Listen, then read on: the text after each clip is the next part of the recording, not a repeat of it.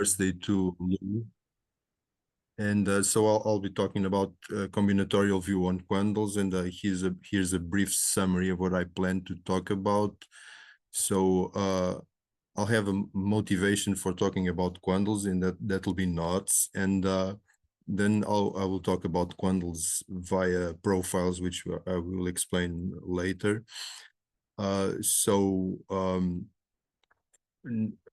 Knots, everybody knows what a knot is, I hope. And one of the main things we like to do about knots is to be able to tell them apart. And perhaps one of the first tools for that was the fundamental group of the complement of the knot. And for that, we want to write down a presentation. And that the usual one is the Vertinger presentation, which works like this. Also, here are two knots, the trefoil and the figure eight. And so about the Vertinger presentation, we let me just remind you briefly of what this is. We have a fixed point, and we have loops going about each of the overarcs, and in each one of those will be the generators of the presentation. And at each crossing, we will read a relation of the sort the outgoing arc will be equal to the conjugation of the other under arc by the over arc. And so we can write it down in a simpler form, and thinking about identifying arcs with the arcs in the diagram with the loops about those arcs with this small case letters. So the C, the outgoing one, will be equal to A starred by B. And just for the sake of this talk, let me just briefly say that groups have extra information which do not pertain to knots. So we would like to find an algebraic structure which will be more tailor suited to be working with knots.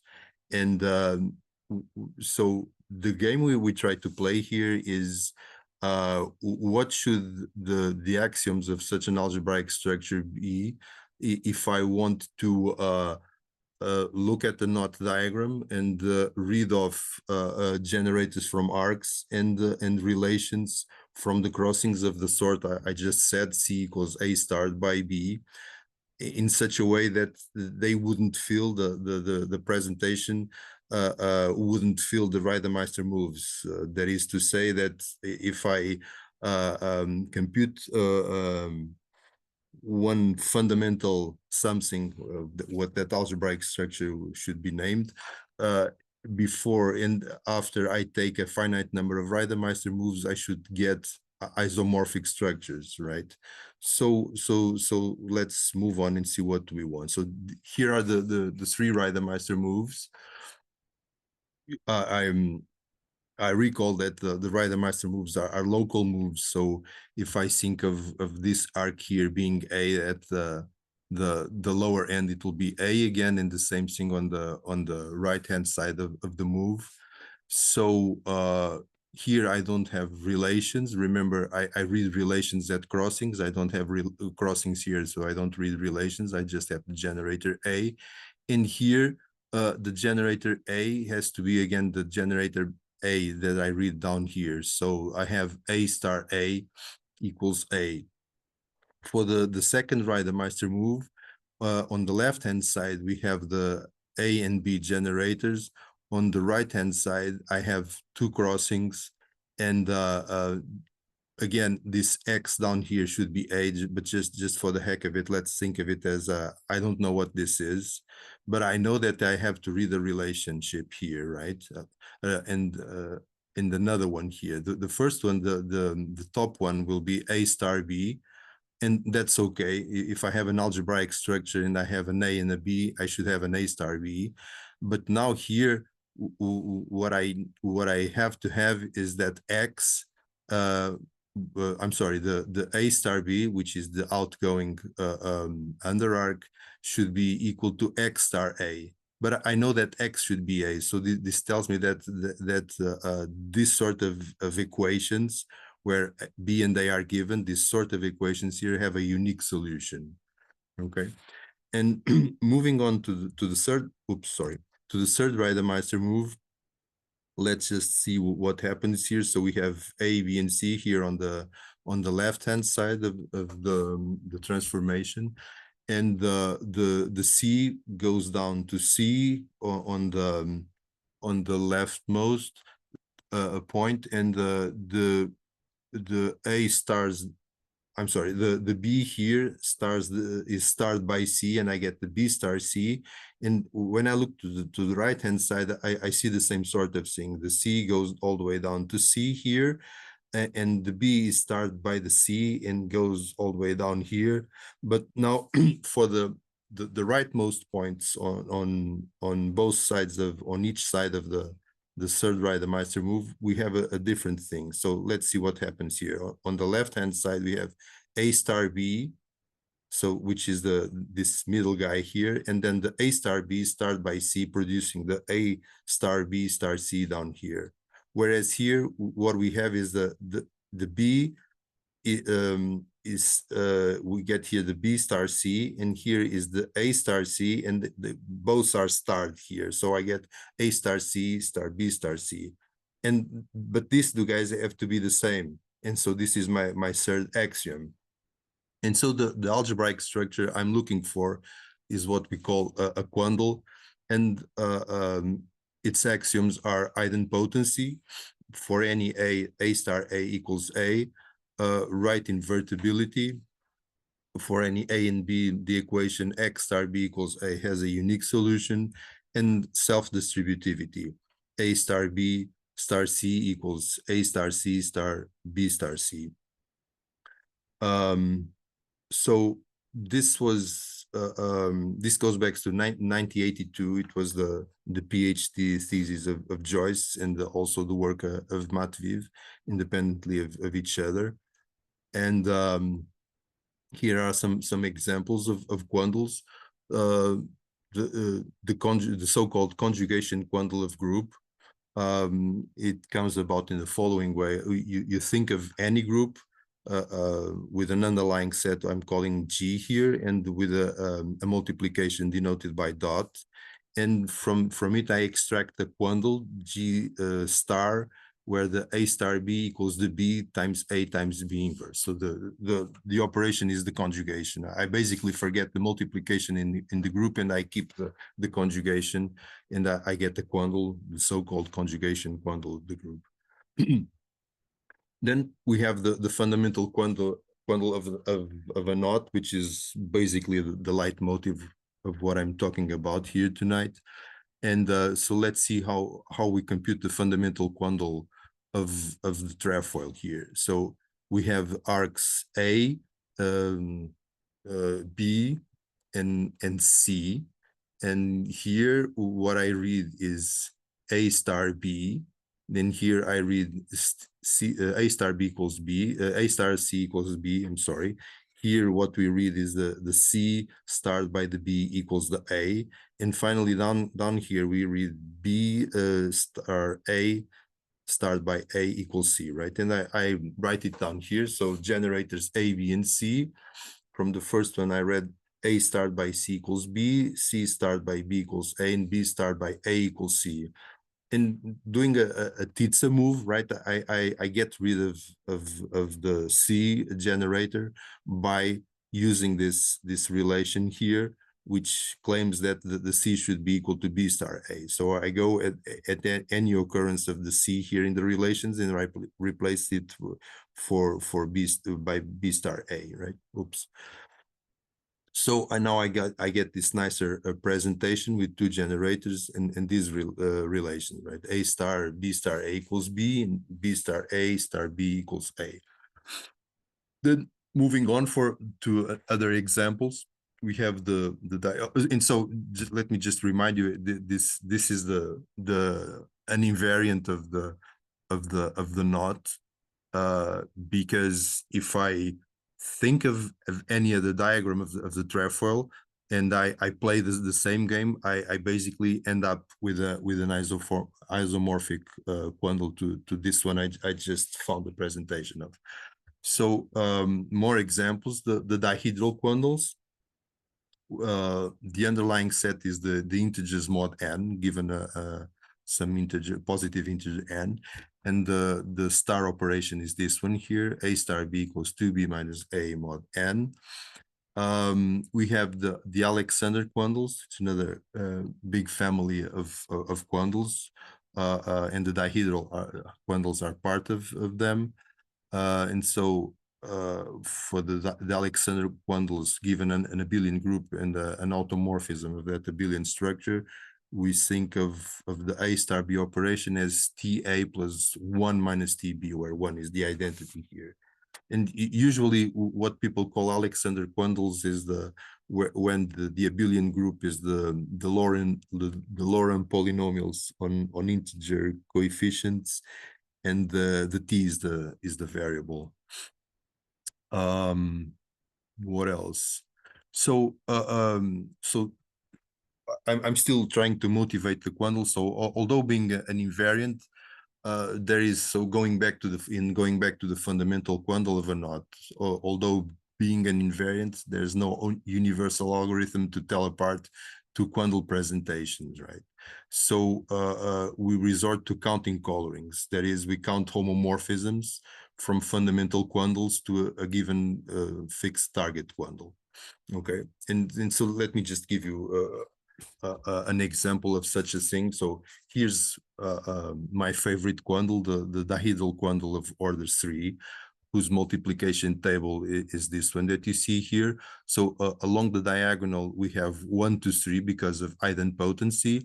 And then this nice Quandle has this nice property, which is whenever two different elements are multiplied, the third one pops up, okay? 1 star 2 is 3, 1 star 3 is 2, 2 star 1 is 3, and so on and so forth. So A star A equals A, and A star B for A and B different equals the C, which is the third element. And so some calculations are very simple to do with this Quandle. For instance, let's see, let's play the game of calculating how many homomorphisms are there from the fundamental Quandle of the trefoil to the dihedral Quandle of order 3, R3. So so how does this go? So you see, due to the idempotency, if I send all the generators to the same element, then I get a coloring, I get a homomorphism. But those are not the interesting ones, because they happen for all whichever choice of the target Quandle I make. I always have the so-called trivial colorings, which are the monochromatic colorings. Each arc receives the same color. So now let's look for polychromatic colorings. And so here I have 2 generators. So let's see, let's send the different generators to different elements here in the R3, right? And so let's think of the A's and B's already in the image in R3. So you see, since they are different, B star A will be the third element. Let's call it C. And A star C are different also. So that's the other element, which is B. So this relation is satisfied. And here, see, B star A is C, the third element, and C star B is the other element, which is A. So this relation is satisfied also. So anything goes here, right? Meaning I can send the A and the B to whatever elements 1, 2, and 3 I want, that I will get the homomorphism. And so I have 2 generators. I have 3 possibilities for each. I have 3 squared equal 9 homomorphisms from the fundamental Quandle to the dihedral Quandle of order 3. Now let's look at the trivial knot, right? The trivial knot, I have a diagram of it, which has just 1 generator, right? And no crossings, so no relations. So here I only have 3 possibilities. I either send A to 1, to 2, or to 3, so 3 colorings. And so I conclude that they are different because their fundamental quandles are different, right? Because if they were isomorphic, then I would have the same number of homomorphisms from their fundamental quandles to R3. So this is just to recall to you the how easy it is to do calculations of this sort with quandles.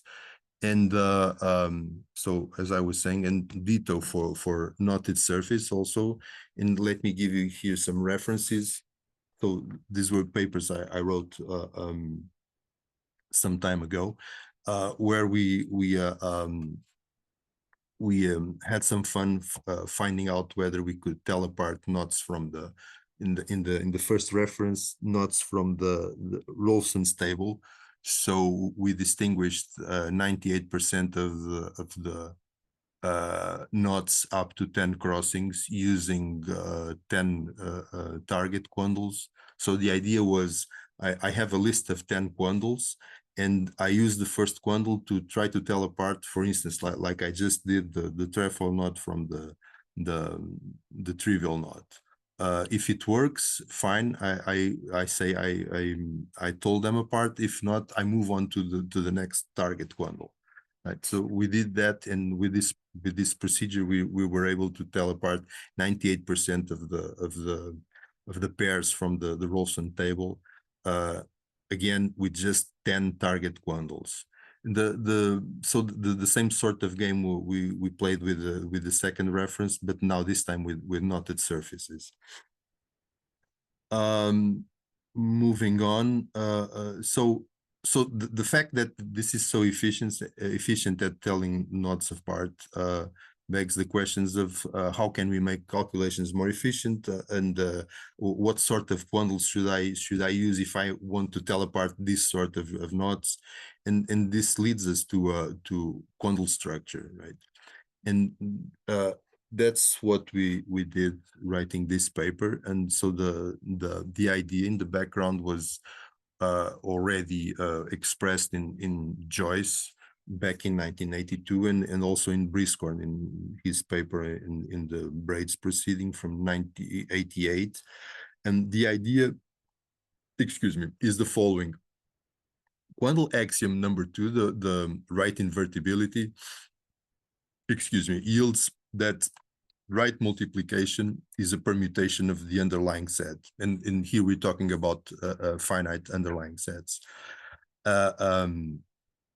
So whenever I fix an element which I'm calling here X, right, and I do right multiplication by X, I'm setting up a permutation of the underlying set to itself, right? And also Quandle axiom 3, self-distributivity, yields that right multiplication, now here by C, right? This equality implies that right multiplication is actually a morphism, right? An automorphism, because we already know that it's a permutation, right? So this led us, again, this was already expressed in the papers by Joyce and Briscorn, but at the time Dennis Roseman and I wrote the other paper, nobody had rolled up their sleeves and say, okay, let's see what we can do with this kind of approach, right? So again, this kind of approach, what it tells us is that a quandle over a set X, finite set X, is a list of permutations, the Rx for each X in X, such that they have a fixed point, the Rx fixes X, and because of self-distributivity, there's also this interesting property, right? So whenever I have a set of permutations that satisfies, each one of them satisfies these rules, it's the same thing as giving a quandle. And that's what we did when we wrote this paper on finite racks and quandles. And we proved basic properties of quandles in easier ways, but also and now let me just do this interlude on the so-called connected quandles. And a quandle is called connected if given any two elements in the underlying set, there exists n elements of the set, such that by right multiplication by these n elements, I can go from one element to the other, so to speak, right? Or equivalently, the inner group of X acts transitively on X, right? And the inner group of X is precisely the group generated by the right multiplications. So what this implies, right? When I make the Y the index of a right multiplication, and so this equality means that these two are equal, of course, right? And when I develop this product, what I get is that the ry is conjugate to rx via all these guys, right? And so if they are conjugate, right, this means that any two permutations of a connected quandle have the same cyclic structure, right? The lenses of the disjoint cycles each permutations breaks down into, right? And so we define the profile of a quandle for any quandle X to be the list of the lengths of the cycles of the cyclic structure for each of the permutations, right? So I go to each of the permutations and I list its cyclic structure, right? And since for a connected quandle, this list is a constant, right? Because any two right multiplications, any two permutations of the connected quandle have the same cyclic structure, then we make it a set, right? I mean, it's just the list of the lengths of one and so all of the permutations of a connected quandle. So here's an example of a calculation of a profile for the dihedral quandles of order 2n plus 1 of odd order. They are connected basically because 2 is invertible mod 2n plus 1. And let's see what happens when I apply RB twice on A. So this is equal to do A star B, right? So this is a dihedral quandle. So the A star B is 2B minus A star the B, but star B again, this is going to be the 2B minus this first factor here. The 2B's cancel out and I'm left with the A.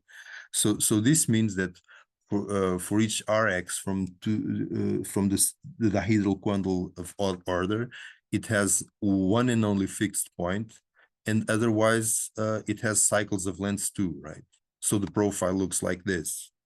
It's a 1 for the fixed point, and then twos, a bunch of twos. How many? N if the order is 2n plus 1. Okay, so the second part of my paper with Dennis was devoted to answering basically this question: what connected quandles can we get if we fix their profiles? Of course, we didn't fix all the possible profiles, but we fixed a bunch of them, and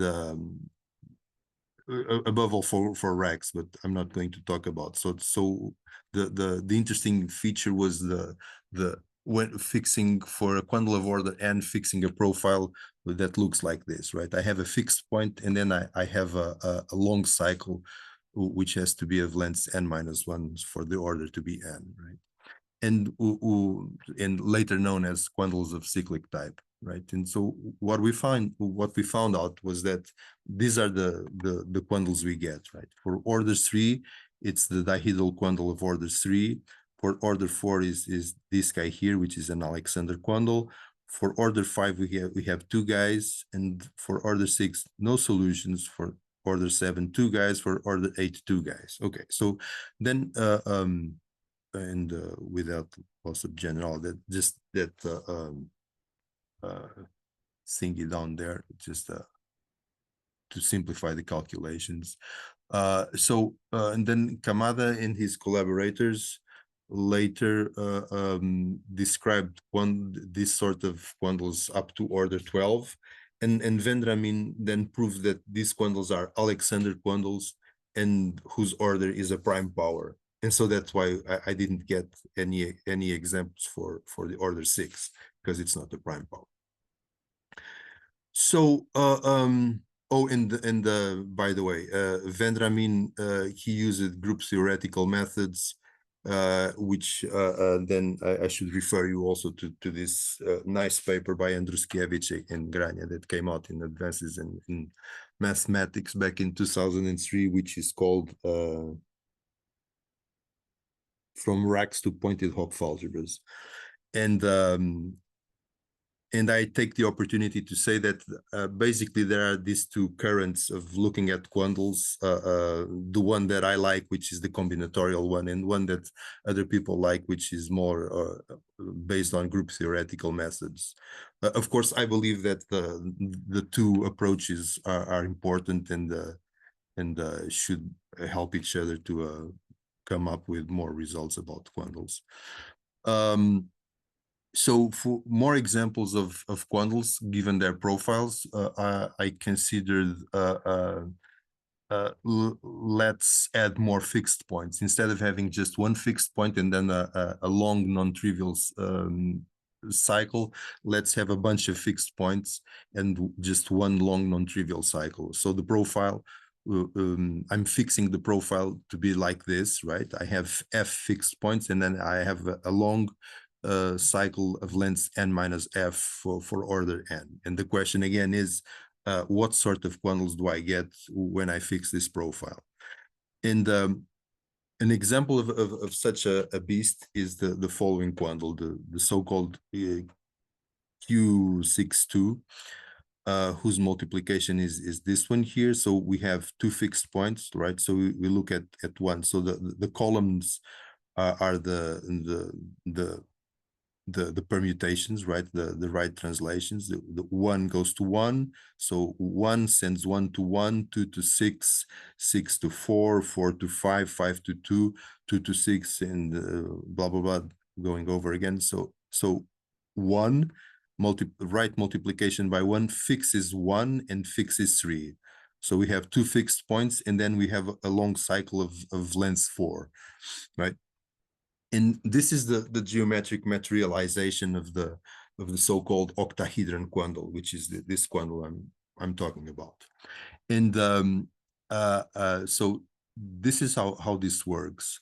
The right multiplication in this geometric realization of the octahedron Quandle, the right multiplication is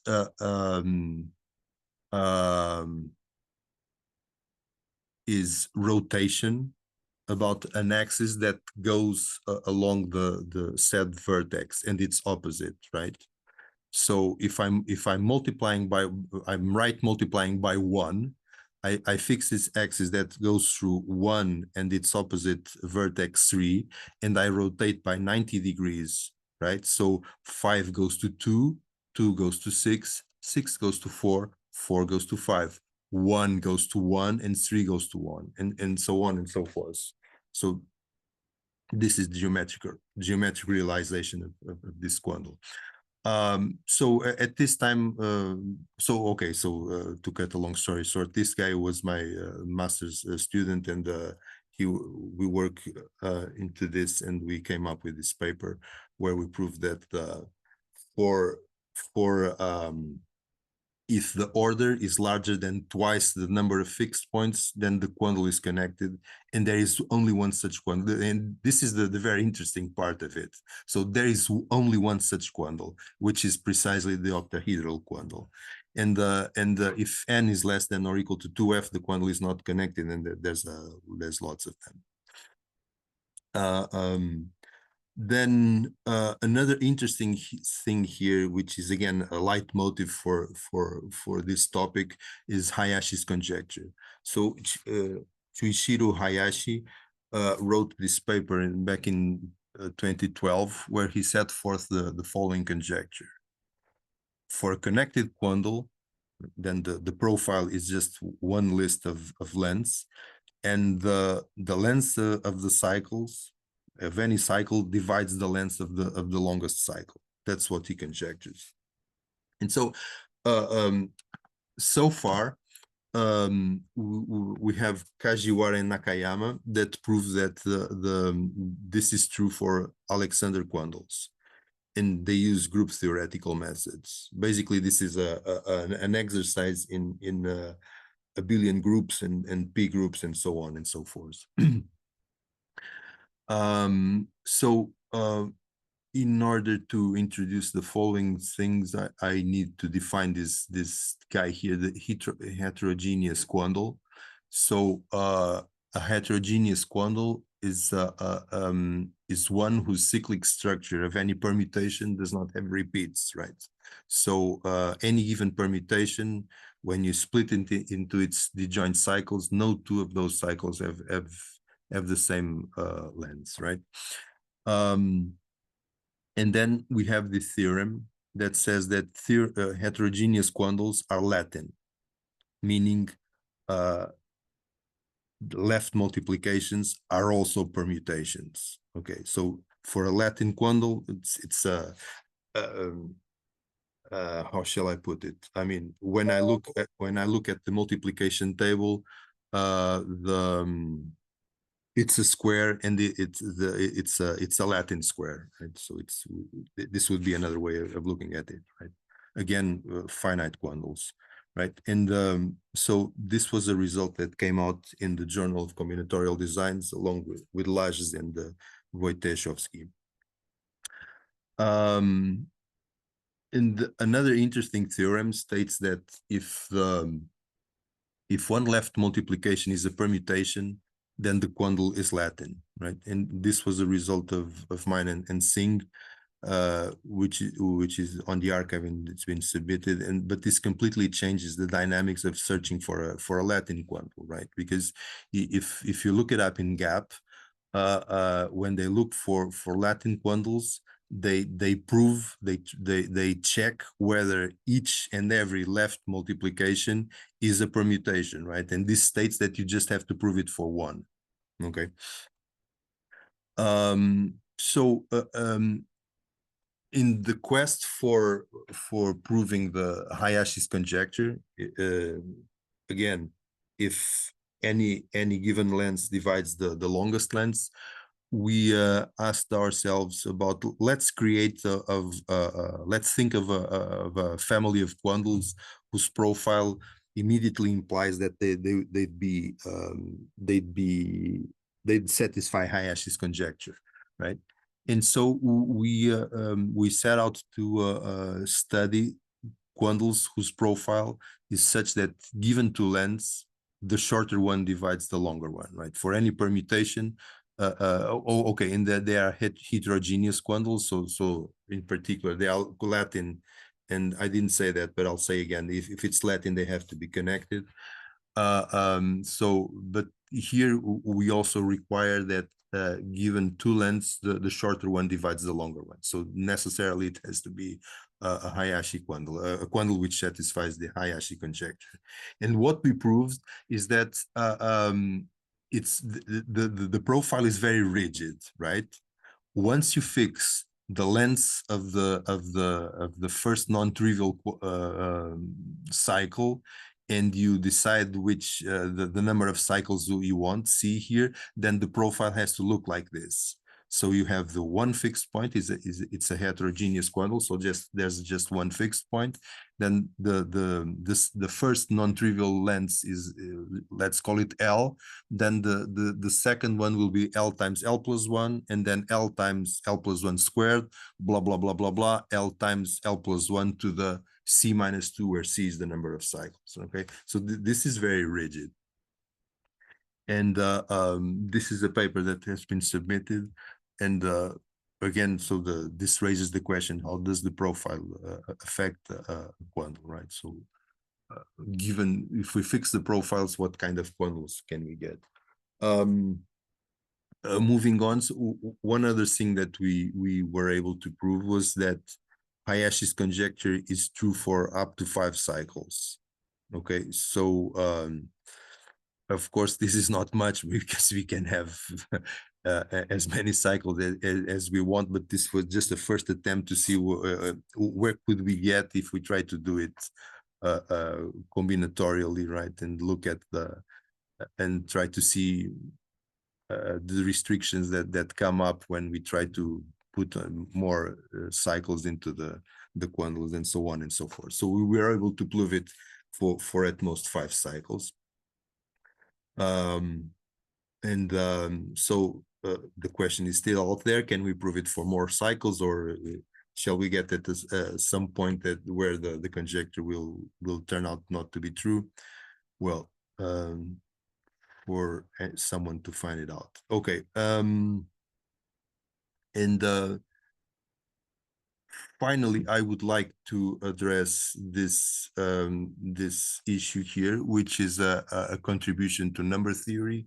This is Euler's theorem in the guise that I want for because of what I'm going to say next. But basically what this means is that this is an M, right? This guy here, and this is the N times to the phi of M, the totient function of M minus 1, right? And if M and N have are relatively prime, then M divides the N to the totient of M minus 1, right? But I want to think of this like this. I'm already splitting the M into the product of powers of primes, right? Because we came up with a proof of it via Quandles, right? Which is published in this journal, and we first prove it for just one prime power, right? And once we do that, which we'll do it below, then we remark that M to the RS minus 1 is M to the R minus S, blah, blah, blah. M to the R minus 1 divides times this other guy here, so that if this is true, right, which is this one here, then this guy here, according to these results up here, should divide N to the product of all the primes, right? And so and moreover, since any two of the primes are distinct, then this implies that when I take the product over all the primes, then this should divide all these guys also. So we're left to proving that p to the k divides N to the p to the k minus p to the k minus 1 minus 1, and we do that by looking at these Quandles, right? The dihedral Quandles of order N to the p to the k minus 1, again dihedral Quandles. So I'm sorry, these are not dihedral Quandles. This is another sort of Alexander Quandles, which kind of mimics the dihedral Quandles. This is these are part of the so-called linear Alexander Quandles, right? So and so this is the multiplication law is this one here: A star B equals NA plus 1 minus NB, right? Modulo N to the P to the K minus 1. Okay, and so we look at the profile, and we count we count cycles of a given order, and then we'll end up with this. And the calculations are not very complicated, so I'll just sketch them down here. So when I apply B L times from the right on A, what I get is this, right? So if I replace L by P to the K, this is what I get, but modulo N to the P to the K minus 1, this is going to be A, right? So the length of the cycles that contain A must divide P to the K, right? Because I'm raising this guy to the P to the K. And so these lengths are then 1p, p squared, p to the I, blah, blah, blah, p to the K.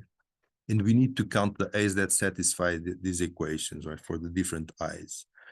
We call an A that satisfy R to the P to the I of X equals X, but does not satisfy R to the P to the J equals X to the X for J less than I, a proper solution. And then we prove that the number of proper solutions is N to the P to the I minus N to the P to the I minus 1 for I between 1 and K, and N minus 1 for I equals 0. But the number of these proper solutions is the number of elements in the union of cycles of length P to the I. So then p to the k has to divide n to the p to the k minus n to the p to the k minus 1.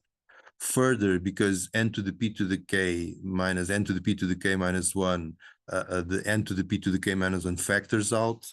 And again, n and p are co-prime, then p to the k has to divide this guy here. And basically, we are done. And I thank you for listening to my talk. And again, happy birthday, Lou.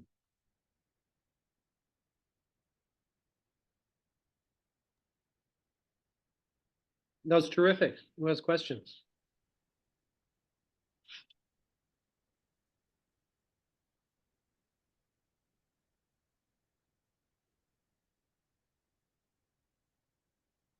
Well, I have a completely naive question.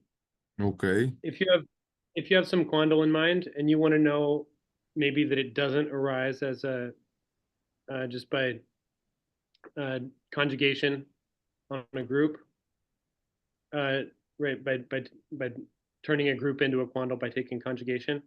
Are there obstructions for that sort of question? No idea, but that's a nice question. Never looked into it. Sorry. So you want to decide whether my Quandle is or is not a conjugation Quandle by looking at the profile, basically. That's your idea, right? That's Did I right. get it right? Or by some other method. Excuse me? Or by some other method. Yeah, you want some obstruction to it having arisen that Oh, way. not necessarily via a profile. Yeah.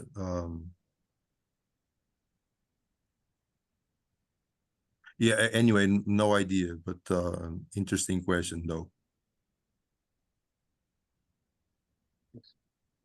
Are there other questions?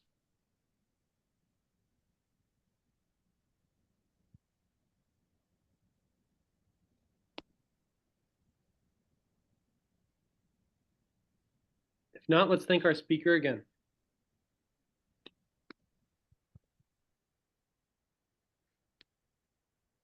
And I will repeat the earlier announcement that Mike Willis will be speaking at the end of day 4, part 3, because his earlier time didn't work out. Thank you, Pedro, and thank you for everyone for being here. Okay, thank you. Bye. Bye.